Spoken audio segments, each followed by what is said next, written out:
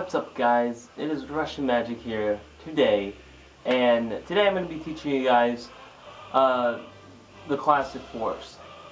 And when I say I'm going to be teaching you guys the Classic Force, I know a lot of you already know this, but I'm basically going to be teaching you guys some hints and tips to make it a lot easier for you. And also I'm going to be teaching you guys a backup plan for the Classic Force. Alright guys, so basically what I'm going to do is go over the Classic Force with you guys real fast and give you my hints and tips on it, and then I'll teach you guys the backup plan for if it does not work out.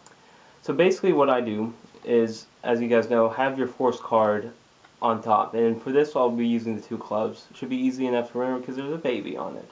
Alrighty, so what you're going to do is cut a little bit less than half the cards on top of the deck, and you want to maintain the pinky break to keep track of that top card. Okay, so from here what you want to do is, I say, point to any card you want real quick and just act like it's not a big deal as I spread.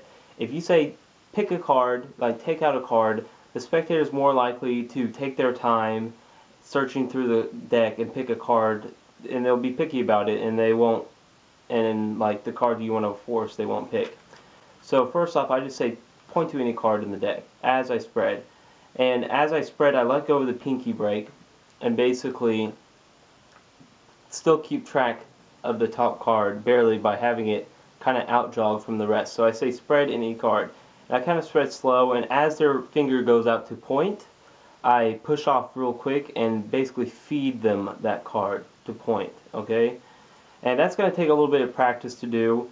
And my advice to you is practice this as much as you can, even if you don't need to force a card. Like, even if it's a completely free choice, go ahead and do the Classic Force just to get the practice down.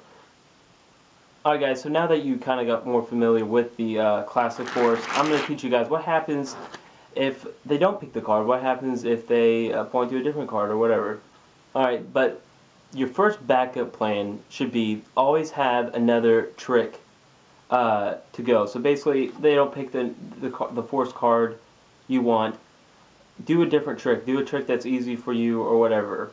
But I understand sometimes you're in a situation where you need to force this card. You might be in a show and you're doing a trick where you have to force a card, or you might run out of tricks and you need to force this card. So this is what I like to do.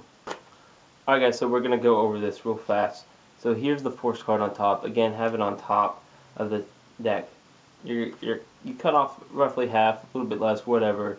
And you're spreading out. You're spreading out, and you tell them to point to any card, and they're still not pointing, and it passes the Force card. So what you want to do if it passes is you're going to still want to keep track of that Force card by sticking your pointer finger right above it. So as you still spread, you can still keep track. So let's say they point to this card.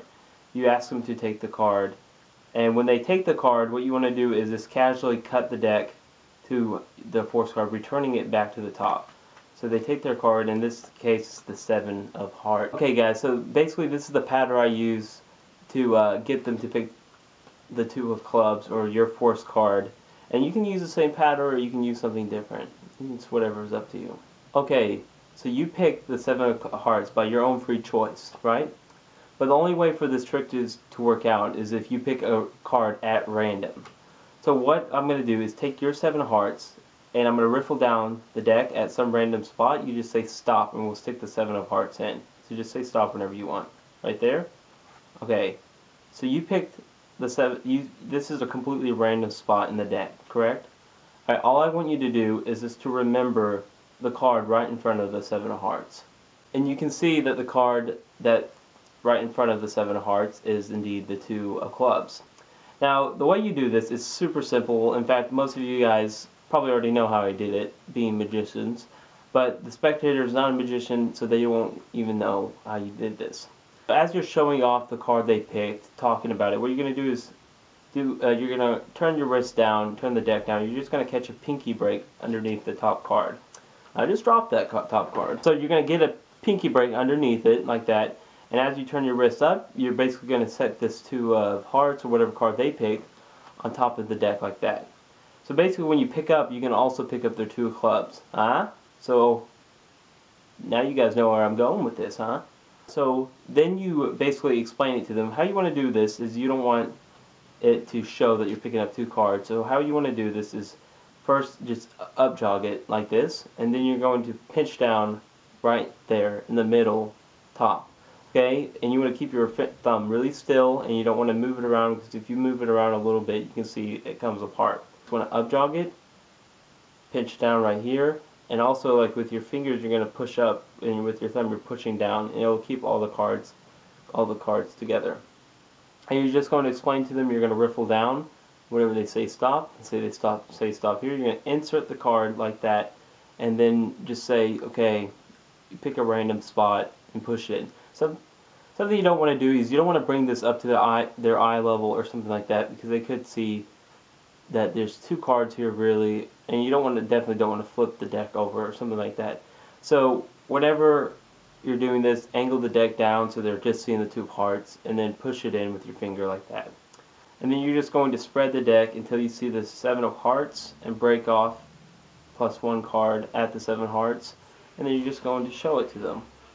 Bam. Alright guys, so that's all I got for you guys this week. I hope you guys enjoyed that little tip. The reason why I wanted to go over this and teach it, because the classic force really is the best force to do, and if you're doing any other force, you're just cheating yourself. And the main reason why so many magicians don't do it, because they're afraid, like, what do I do if I mess up? And I understand. I didn't perform it either for a while because I was afraid. And when you're afraid, you're more likely to mess up. So if you have this reassurance that you have a backup plan, I feel like you'll be more relaxed and it'll just be easier for you to get the classic force done. But anyway, I love you guys. I hope you have a great week, a great weekend, a great month. I love you guys once again. See you guys next week.